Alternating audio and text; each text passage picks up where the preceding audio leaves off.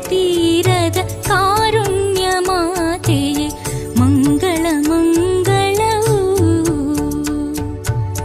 ಭಾನುಭುವಿಗೆ ತಾಯಾದ ಮಹಿಮೆಯೇ ಅನುದಿನ ಜಪಿಸುವೆ ಆರೋಗ್ಯ ಮಾತೆಯೇ. ಮಾತೆ ಮರಿಯಮ್ಮನವರ ಮೂಲಕ ದೇವರಿಗೆ ಒಪ್ಪಿಸಿಕೊಡೋಣ. ಅವರ ಉದ್ದೇಶಗಳಿಗಾಗಿ ಪ್ರಾರ್ಥಿಸೋಣ. ಮತ್ತೆ ನವೇನ ಪ್ರಾರ್ಥನೆಗೆ ನಾವು ತೆಗೆದುಕೊಂಡಿರುವಂತೆಲ್ಲ ಅಭಿಪ್ರಾಯಗಳನ್ನ ಮಾತೆಗೆ ಒಪ್ಪಿಸಿಕೊಡೋಣ. ತಂದೆಯಾದ ದೇವರೇ, ನೀವು ಎಲ್ಲಾ ಕುಟುಂಬಗಳ ತಂದೆಯಾಗಿದ್ದೀರಿ. ನಿಮ್ಮ ಕುಮಾರ ಯೇಸು ಸ್ವಾಮಿ ದಾಂಪತ್ಯ ಜೀವನದ ಅಸ್ತಿವಾರ ಹಾಗೆ ದೇವರು ಕೂಡಿಸಿದ್ದನ್ನು ಮನುಷ್ಯನು ವಿಚ್ಛೇದಿಸದಿರಲಿ ಎಂದು ಆದೇಶವನ್ನಿತ್ತು ಕುಟುಂಬ ಜೀವನವನ್ನು ಆಶೀರ್ವದಿಸಿದರು. ತಮ್ಮ ಕುಟುಂಬದ ಆದರ್ಶವನ್ನು ನಮ್ಮ ಮುಂದಿಟ್ಟರು.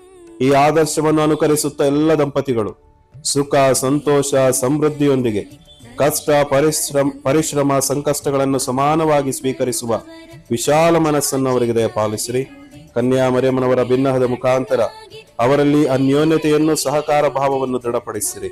ನಿಮ್ಮ ಕುಮಾರ ಯೇಸು ಕ್ರಿಸ್ತರ ಮುಖಾಂತರ ನಿಮ್ಮನ್ನು ಪ್ರಾರ್ಥಿಸುತ್ತೇವೆ. ಆಮೇನ್.